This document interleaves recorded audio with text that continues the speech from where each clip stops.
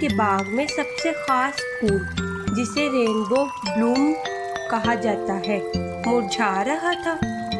परेशान होकर बेला ने सबको खबर दी, रेनबो ब्लूम के रंग खत्म हो रहे हैं। सब तितलियां इकट्ठी हो गई और फिक्रमंदी से अपने पर फड़फड़ाने लगी।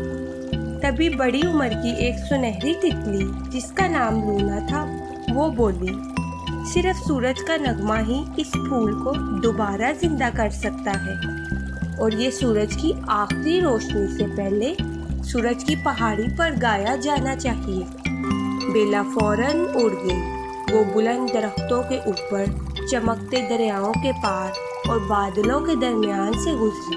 आखिरकार वो सूरज की पहाड़ी पर पहुंची और सूरज गुरूब होने से पहले इसने सूरज का नगमा गाया।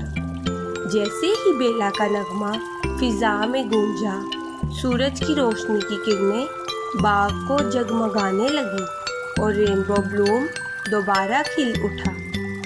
जब बेला वापस आई, सबने इसे खुशामदीद कहा। फूल झूमने लगे, तितलियां नाचने लगी और बाग पहले से भी ज्यादा खूबसूरत हो गया। उस दिन के बाद बेला को बहादुर तरीन तितली कहा जाने लगा।